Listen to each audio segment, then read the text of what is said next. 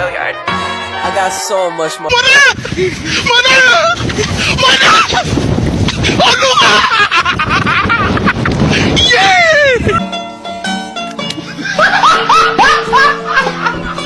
Are you ready, kids? Aye, aye, Captain! I can't hear you. Aye, aye, Captain! Oh! Fucking design on right now. Break it down, bring it back, make it clap. I got 3 old thoughts, new block, where that thing. Bitches on my line, and you know Assalamualaikum warahmatullahi wabarakatuh. Perkenalkan, nama saya Miftahul Jannah. Saya dari kelas 05 Saka 001. Saya merupakan perwakilan dari kelompok 2. Di sini saya akan membahas tentang organisasi sektor publik sebagai entitas dalam akuntansi sektor publik. Teman-teman, ada yang tahu nggak sih apa itu organisasi sektor publik? Akuntansi sektor publik adalah akuntansi yang biasanya digunakan di lembaga publik atau pemerintah. Hampir setiap lembaga publik itu dituntut untuk mengelola laporan keuangannya secara transparan. Maka dari itu, akuntansi sektor publik itu sering digunakan sebagai alat pertanggungjawabannya kepada publik. Wilayah ruang lingkup organisasi publik adalah lingkungan politik, ekonomi, kultur, demografi. Hal ini tentu membuat karakteristik organisasi sektor publik menjadi multifungsional. Apa itu peran akuntansi dalam organisasi sektor publik? Melaksanakan akuntansi sektor publik secara akuntabel dan transparan merupakan jembatan atas penerapan konsep rational choice theory untuk mengatasi blended rationality di organisasi sektor publik. Hal ini memiliki keterkaitan dengan keterbatasan sumber daya dalam memenuhi kebutuhan publik. Akuntansi sektor publik melihat anggaran sebagai focal point dari landasan operasional organisasi. Hal ini menyebabkan organisasi publik patuh dengan anggaran yang disahkan dalam menjalankan operasionalnya. Karena sifat dari realisasi anggaran ini adalah mandatori, bentuk dari akuntansi sektor publik adalah transparansi, prediktabilitas kinerja organisasi, dan akuntabilitas. Dapat dilihat beberapa karakteristik organisasi sektor publik.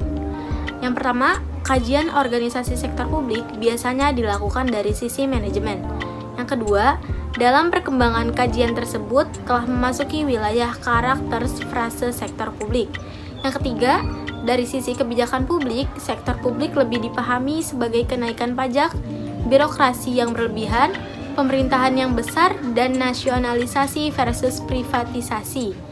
Yang keempat, dalam arti luas, sektor publik diinterpretasikan sebagai metode manajemen negara. Yang kelima, dalam arti sempit, sektor publik diinterpretasikan sebagai pungutan oleh negara. Selanjutnya, membahas tentang entitas dalam akuntansi sektor publik. Entitas akuntansi sektor publik ada dua, yaitu entitas pelaporan dan entitas akuntansi. Entitas pelaporan adalah pemerintahan yang berstatus pusat pemerintahan, misalnya pemerintah daerah. Sedangkan entitas akuntansi adalah entitas satuan organisasi di lingkungan pemerintah daerah atau organisasi lainnya, misalnya badan, dinas UPT, dan lain-lain. Menurut Peraturan Pemerintah Nomor 71 Tahun 2010, entitas pelaporan memiliki 7 komponen pokok laporan keuangan. Antara lain, yang pertama ada laporan realisasi anggaran, yang kedua laporan perubahan saldo anggaran lebih atau SAL, yang ketiga neraca, yang keempat laporan arus kas, yang kelima laporan operasional, yang keenam laporan perubahan ekuitas, dan yang terakhir catatan atas laporan keuangan. Sedangkan entitas akuntansi ada 5 komponen pokok laporan keuangannya, antara lain yang pertama laporan realisasi anggaran, yang kedua neraca, yang ketiga laporan operasional, yang keempat laporan perubahan ekuitas, dan yang kelima adalah catatan atas laporan keuangan. Slide selanjutnya yaitu membahas tentang struktur organisasi pengelola keuangan negara. Di situ dapat dilihat ya pada gambar, yang paling atas itu jabatannya yaitu presiden. Lalu di bawahnya presiden ada menteri, pengguna anggaran, dan juga menteri keuangan, bendaharawan umum. Dari menteri pengguna anggaran ini dibagi menjadi 2 lagi, yaitu kuasa pengguna anggaran dan juga kuasa pengguna anggaran 2. Selanjutnya dari Menteri Keuangan, Bendaharawan Umum dibagi menjadi 2 lagi, yaitu KPPN kuasa bendahara umum dan KPPN yang kedua kuasa bendahara umum. Menurut Ritonga 2010, entitas akuntansi merupakan unit pemerintah pengguna anggaran yang berkewajiban menyelenggarakan akuntansi dan menyusun laporan keuangan untuk digabungkan pada entitas keuangan. Sedangkan menurut entitas akuntansi pada SAI adalah Sekjen, Dirjen, Badan, Eselon 2, dan Eselon 3 yang dilaksanakan oleh unit akuntansi Eselon 1 atau UAE 1 dan unit akuntansi wilayah atau UAW. Dengan demikian, pelaksana akuntansi untuk tingkat kementerian atau lembaga adalah Sekjen, pejabat Eselon 1 adalah UAE 1 dan UAW adalah Kakanwil menurut Asrosi tahun 2010. Pengguna anggaran atau barang dan pejabat penata usahaan keuangan SKPD ialah entitas akuntansi untuk tingkat pemerintahan daerah menurut Ritonga 2010. Kesimpulan yang dapat kita ambil adalah bahwa organisasi sektor publik sering diartikan sebagai domain sektor publik yang berorientasi untuk kepentingan publik. Karena orientasinya pada pelayanan publik, maka organisasi ini diasumsikan oleh publik tidak berorientasi pada laba atau non-profit oriented sebagai tujuan akhir organisasi. Namun, sebagai sebuah organisasi, proses manajemen tetap harus berjalan dalam organisasi sektor publik. Perumusan strategi, perencanaan, penganggaran, pelaksanaan, dan evaluasi kinerja serta pengendalaan tetap dijalankan di organisasi sektor publik, sama halnya di sektor swasta. Terdapat beberapa perbedaan dan persamaan dalam sektor publik dan sektor swasta. Akuntansi sektor publik sangat berkaitan erat dengan penerapan dan perlakuan akuntansi pada domain sektor publik. Materi akuntansi sektor publik dirancang untuk memahami teori, konsep, dan aplikasi pada sektor publik. Mungkin itu saja yang dapat saya sampaikan. Semoga apa yang telah saya sampaikan bermanfaat bagi teman-teman sekalian. Kurang lebihnya mohon maaf. Wabillahi taufiq wal hidayah. Wassalamualaikum warahmatullahi wabarakatuh.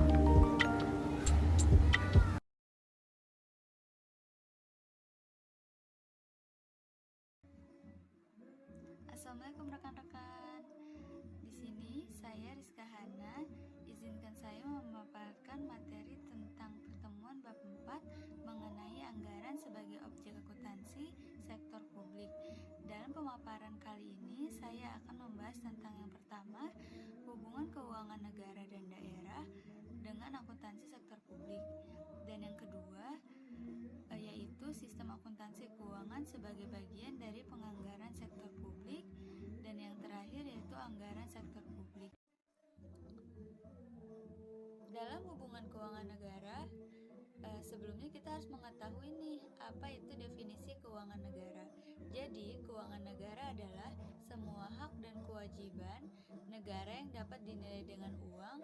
Demikian pula segala sesuatu baik berupa uang maupun barang yang dapat dijadikan milik negara sehubungan dengan pelaksanaan hak dan kewajiban dimaksud.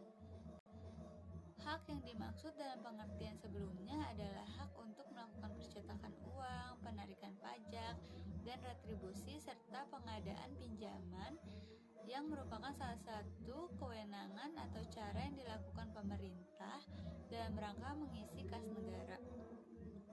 Sedangkan kewajiban yang dimaksud yaitu menjalankan tugas negara sebagaimana tercantum pada yang pertama, pembukaan Undang-Undang Dasar 1945, yang kedua, Rencana Pembangunan Jangka Panjang atau RPJM, yang ketiga, Rencana Pembangunan Jangka Menengah atau RPJM, yang keempat yaitu Rencana Kerja Pemerintah atau RKP, dan yang kelima Undang-Undang APBN, yang pada prinsipnya untuk mensejahterakan rakyat, melayani masyarakat umum, dan sebagai aparat pembangunan atau agent of development.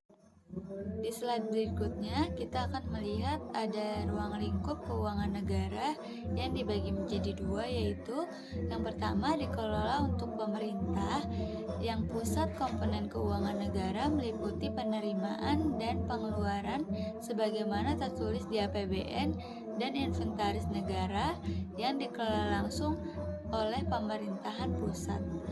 Yang kedua ada dikelola untuk pemerintah daerah dengan anggaran pendapatan dan belanja daerah yang tercatat di APBD dan inventaris milik daerah yang dikelola oleh pemerintah daerah.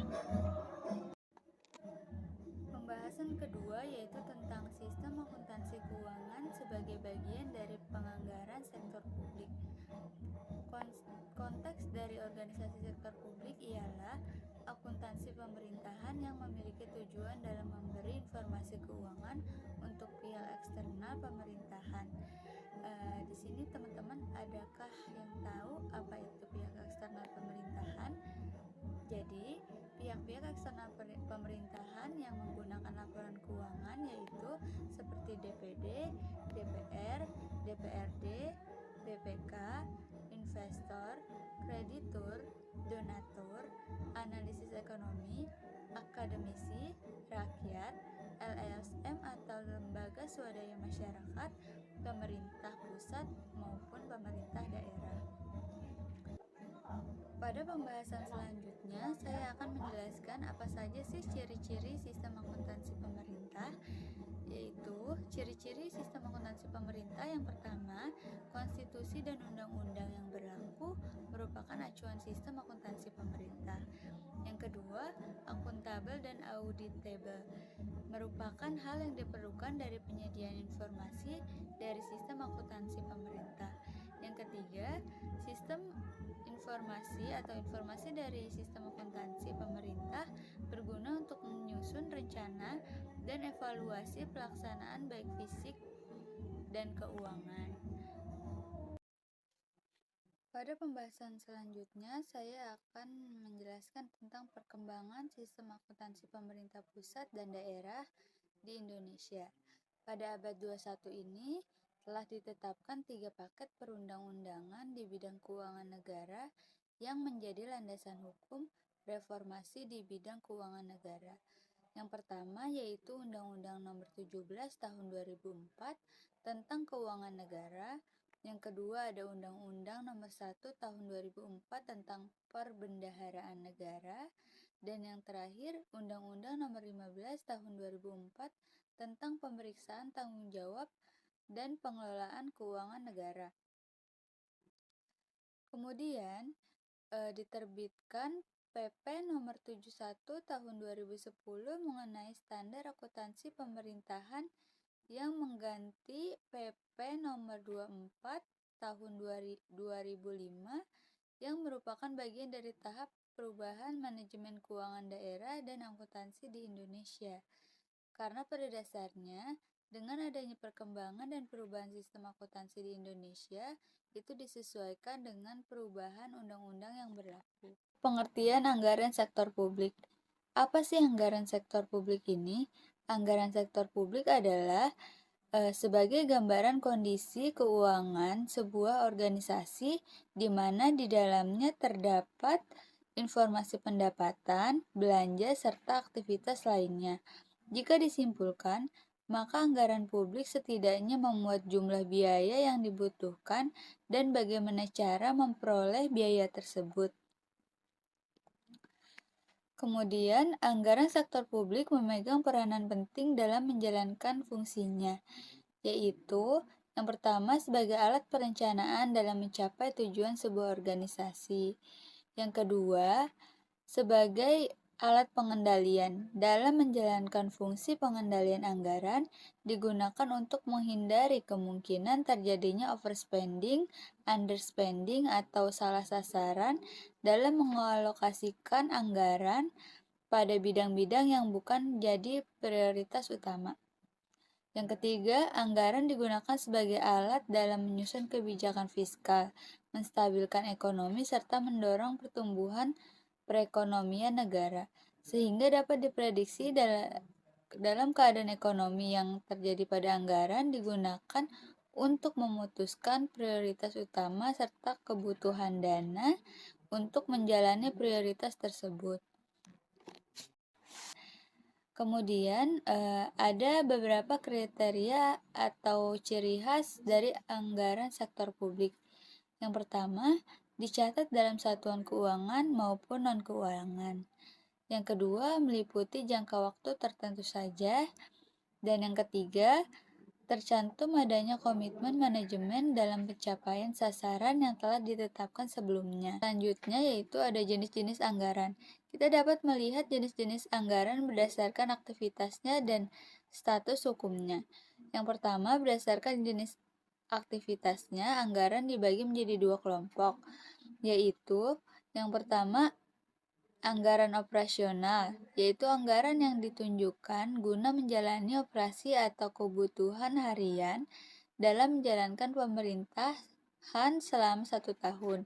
Yang kedua, anggaran modal, yaitu anggaran yang mencatat rencana jangka panjang serta pembelanjaan aktiva tetap.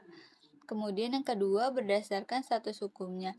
Anggaran dibedakan menjadi dua kelompok, yaitu anggaran tentatif yang merupakan anggaran yang tidak perlu adanya pengesahan dari lembaga legislatif karena penggunaannya biasanya berasal dari hal-hal di luar rencana. Dan yang kedua ada anggaran encanted atau merupakan anggaran yang melalui proses perencanaan, pembahasan, dan persetujuan legislatif. Kemudian bagaimana proses terbentuknya anggaran? Proses terbentuknya anggaran ditetapkan menjadi 5 atau dibagi menjadi 5 tahap, yaitu yang pertama, tahapan persiapan. Pada tahapan ini, penyusunan anggaran menentukan jumlah anggaran yang sekiranya dibutuhkan untuk membiayai pengeluaran-pengeluaran yang disandingkan dengan perhitungan pendapatan yang akan diperoleh. Terus yang kedua, tahapan persetujuan. Kemudian untuk yang ketiga ada tahapan administrasi. Yang keempat ada tahap laporan. Kemudian yang terakhir ada tahap pemeriksaan. Sekian pemaparan materi dari saya mengenai bab 4. Kalau berjalan menginjak bumi, kalau terbang menanjak awan. Sekian presentasi dari kami. Silakan semua tepuk tangan.